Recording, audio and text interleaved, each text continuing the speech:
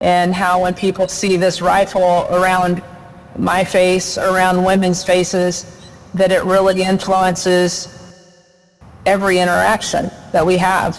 You know, when we're in Washington, D.C., it's amazing how many times people will say, I like your shirt.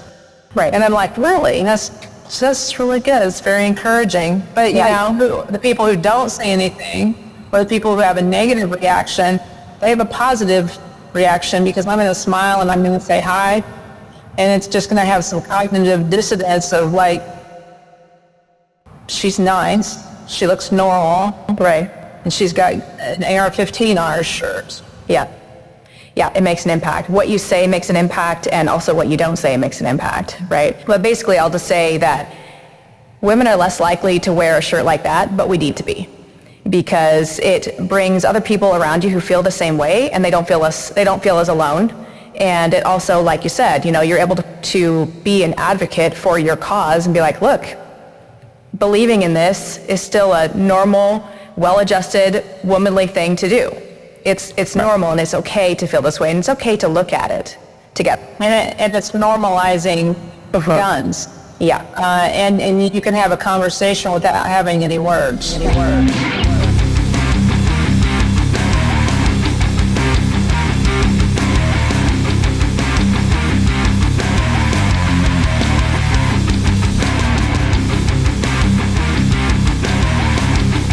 So in 2020, I bought my first gun, like a lot of women did.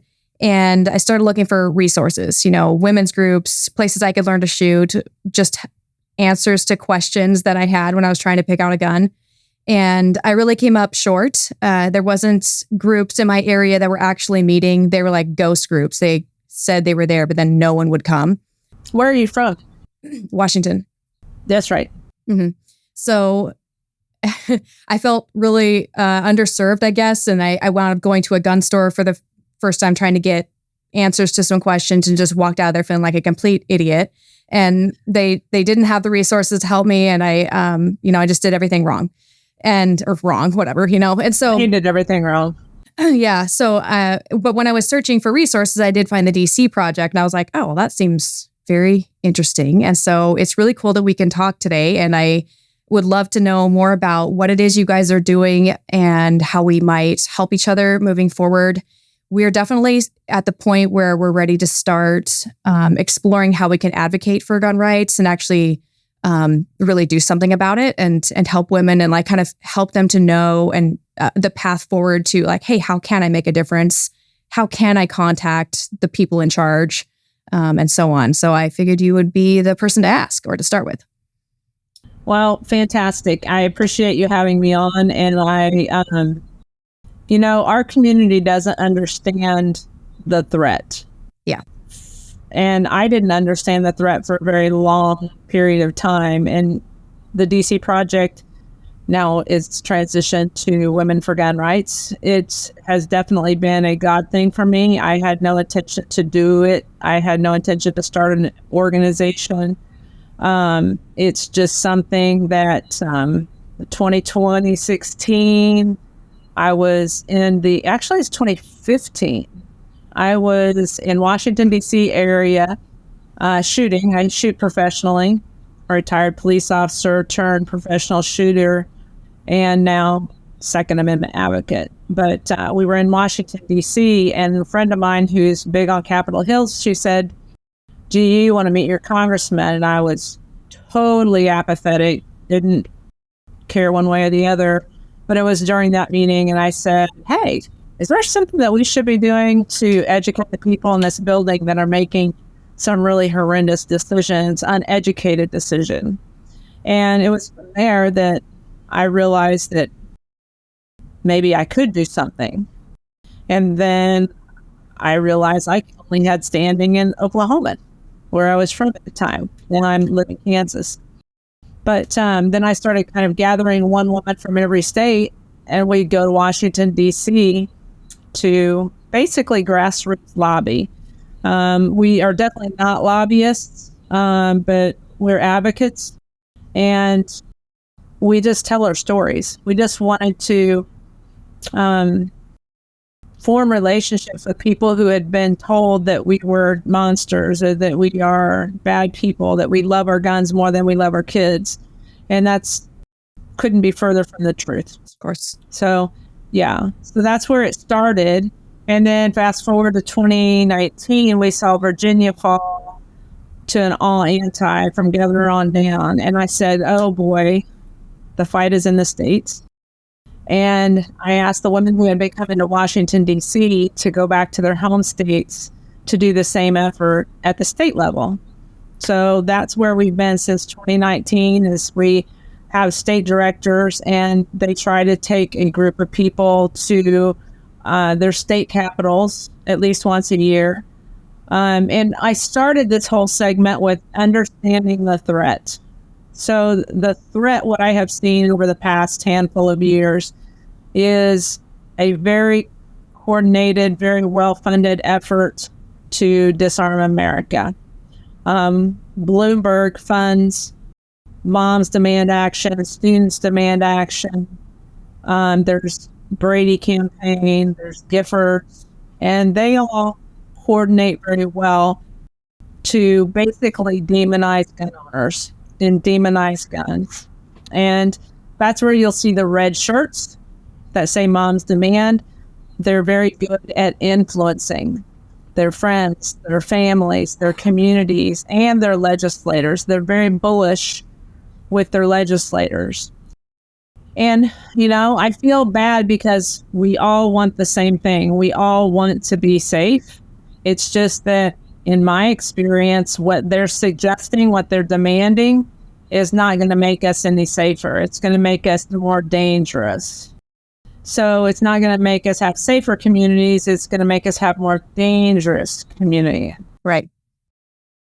And that's kind of where we're at right now is that I watch Moms Demand Action and I'm like, what are they doing? They're very good visually. So we have the teal educate, not legislate. Yeah, that's a good one. And that's what we believe is the key to firearm safety and violence prevention. Mm-hmm. Okay. Yeah, definitely in agreement there. So on the state level, you have these women who are working with you, and then how do they figure out what to do? Do you have a system in place or training that they take? Is that part of what you're doing there as the ambassador? What'd you call it? Ambassador Academy? That is open to anyone, but we do have about 4 or 5 women for gun rights ladies in the class. Okay. But that we have onboarding for our state directors and training for our state directors. And remember that they're supposed to have gone to Washington, D.C. to do the same thing. So they kind of see what we're doing in real action. They just have to become me and get their own leadership team to execute something like that at the state level, which is a lot easier because it's just one state, all the offices are in one building, and there's a lot to learn. People are hungry for the knowledge, and it's just kind of like your experience is like, where does one go? Because we are so fragmented on our side, and it's very difficult to, from my opinion, we need to get in the boat. All of us need to get in the same boat. We need to grab an oar, and we need to do our work to make the boat go in the same direction. Right. And it's very difficult for all of the egos and all of the history and all of the different visions that people may have. Yeah. Well, I'd love to talk to you about what would have the most effect, or what in your experience you've noticed has the most impact. So, there's all these ways you could or feel that you're getting involved. Like, okay, I could sign this petition, or I could write my own letter and send it in, or I could have someone else send the same letter that they sent 1,000 times for 1,000 women that all say the same thing. Do I need to show up and rally? Do I need to actually have a personal conversation with somebody up top? What kinds of things are going to have the most impact, and how can we organize that better? Well, I think for anybody that's listening is that the first step, they need to understand who their state representative is and who their federal representatives and senators are. Sometimes they're called something different within the state.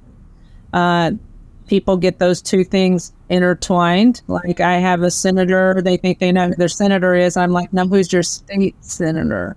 So there's a little bit of education for people to do on their own, but they need to know who their representatives are, whether it be federal, state, or local.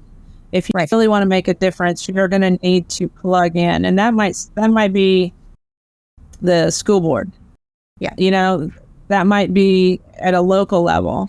But if the people want to make a difference, you at least need to know who to call. Yeah. And I would say a large percentage of Americans don't even know who that person is. Yeah, absolutely. And especially when it comes to Second Amendment type of thing, it's its own ball of wax, I'll say. But like, even if you want to make a difference in a number of different ways in your community, you still need to know who to contact. And so you can learn it here, but then be able to apply that in whatever is most important to you. And everyone will. And not only do you need to know who to contact, if they don't, they need to know who you are. Right. And once you get to a certain level, it's difficult. You might need to know who handles the Second Amendment issues, and that's who the person you need to know. And they need to know who you are. Right. And the best way to find out who these people are and who you need to contact is just on the government website, or how do you find this out? I would just Google or DuckDuckGo. Yeah. What state you're in, and put representatives or senator, and then do state representatives, state senators. Mm-hmm. And when you have your ladies showing up to Washington, D.C. to advocate for what you want, what does that look like? Can you kind of walk me through what happens that day? Sure. Right. We actually go for many days, and we bring our state directors, and then some power stories, some special stories. We bring them in as well. We divide up into small groups, and then the girls are responsible for making their own meetings within their team. So you've got a team of 5 people, and they will have their own kind of spreadsheet to make their appointments, document their appointments so nobody double books and stuff like that. And then we do some training on day 1. We've always had a rally. We have amazing experiences in front of the Supreme Court, in front of the Capitol. It was never I'm not a rally girl. So this has completely taken me outside my comfort zone. And now I kind of appreciate the rallies and understand what the visual impact is, and how when people see this rifle around my face, around women's faces, that it really influences every interaction that we have. When we're in Washington, D.C., it's amazing how many times people will say, "I like your shirt." Right. And I'm like, really? That's really good. It's very encouraging. But, the people who don't say anything, or the people who have a negative reaction, they have a positive reaction, because I'm going to smile and I'm going to say hi. And it's just going to have some cognitive dissonance of like, she's nice, she looks normal. Right. And she's got an AR-15 on her shirt. Yeah. Yeah, it makes an impact. What you say makes an impact, and also what you don't say makes an impact, right? And I think that as women, and I've spoken to so many women over the last couple of years about these issues, and it's hard to get them to open up and really say what they mean and say what they feel. And that probably has to do with being shut down on social media, with the censorship, and then just the general leaning left of everything in the country lately.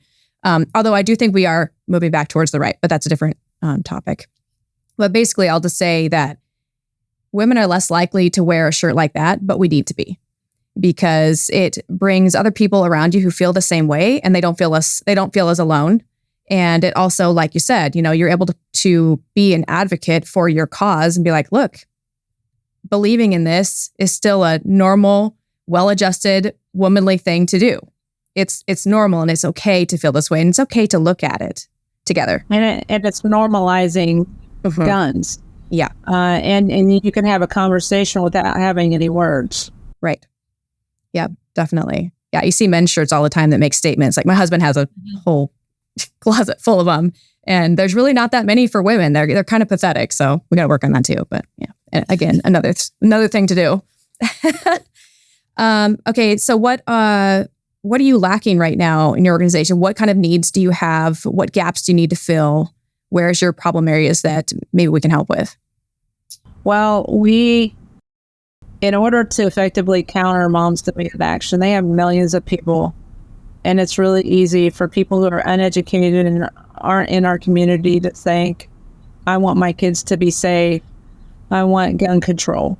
Yeah. And it takes effort to actually educate people. I feel like if I had an audience with Moms Demand membership, that I could take half of them, because they haven't heard anybody that looks like us explain things like we can explain things. Right. They're not going to hear it from a man. They're not going to hear it from a white man. They're not going to hear it from Billy Bob Redneck. Whoever their stereotypical gun owner is, we break that mold. Mm-hmm. So what do we need? We all need to coalesce. And I've been trying to do Teal for 2A and make sure that if anybody's going to any kind of festivals, testimonies, hearings, any kind of influential thing, that they at least wear teal and try to normalize that as a pro-gun color. Mm-hmm. These shirts are, actually we have teal shirts with black where the teal is on my sweatshirt. And that's what we use as our signature shirt to counter that mom's demand. Mm-hmm. So when we have 10 teal shirts in a hearing and they've got usually 100, that's what we need. We need more women to jump on board, to get the teal shirt, to get plugged into our communications so they know when we're going somewhere and what we're doing. It's free to join, womenforgunrights.org. And that's the easiest thing that you can do. It doesn't cost anything. It's just getting plugged in and upping those numbers. Because when you look at how small we are and how big they are, it's definitely a David and Goliath situation. But we have the truth on our side. And if we were able to grow exponentially like they look, then we can really counter them a little bit more effectively. Yeah. And there's a lot more women that feel the same way that we do, that you just don't hear from them. Right. Everybody's, it seems like everybody in the conservative / gun community is too busy. We're all busy. And and we just we want to be left alone. But now we want to be left alone. Yeah. And so we don't want to make a fuss. We're not going to be the hysterical woman who's showing up and freaking out. And we're going to be pretty chill and usually quiet. And so unfortunately now we are having to really raise our voices a bit and be like, no. It's working against us. Yeah, exactly. Being kind and civilized is working against us in this age of politicized violence. Yeah. So not to say we have to start acting like the other side too much, but just to say that tactics might have to change a bit. And women are really going to have to start speaking up. And that's part of what our mission is to be the voice of the armed female patriot. And so that's what our podcast is about. And it's what our members are talking about. Our members want action. They want to know how they can get involved and how they can make a difference. And so what happens when you join your organization? Exactly. So they get, your welcome email, they get some education. And then what can they expect to hear from you? They will get connected to their state director. So if you come in through Washington, you'll get connected to our Washington state director. Mm-hmm. Remember, we're an all-volunteer organization. Mm-hmm. So if there's ever a breakdown in that process, or you want to hear more, or if you want to do more, make sure you let somebody know. Continue to throw us emails and say, hey. Mm-hmm. But yeah, that's the goal, is to have our state directors reach out, plug them into the state organization, state effort. Mm-hmm. And what I've asked them to do is to connect with the, there's every state has a 2A organization. Some are more respectable than others. But if there's a legitimate, respected organization, we don't want to duplicate. We don't want to reinvent the wheel. Right. We just want to be an asset. So when it comes to the visual portion, just holler at us and let us stand around those signings of the governor's office, or when we're testifying and telling our stories of why we want to be able to protect our kids with firearms. Those are the kind of ways that we can collaborate with the existing 2A organizations and just walk alongside of them. So I was looking through the Women for Gun Rights website, and now I can't find it for some reason, but you had a list of kind of who heads up your organization within each state, and you have almost all the states, but I didn't see one for Washington. Are you still needing someone for Washington, or do you know the story with that? Well, Washington and Oregon always confuses me. Oregon is Candy Yao. Washington was Kathleen Gilligan. And I think she pulled away. She had a heart attack recently. But she's still involved. So I'd have to talk to the regional director to figure out, Yeah. But okay. Let's talk. Yeah. Yep, definitely. Okay, great. And best way to contact you is via your website, right? womenforgunrights.org. womenforgunrights.org. We are also on social media. Instagram is Women for Gun Rights. And then Facebook is still DC Project Women for Gun Rights. We're giving it kind of like a little run up. But that's another thing that people can do is, just like and follow our stuff. And as much as we're censored, we need to up those numbers. Right. So, yeah. Okay. All right, great.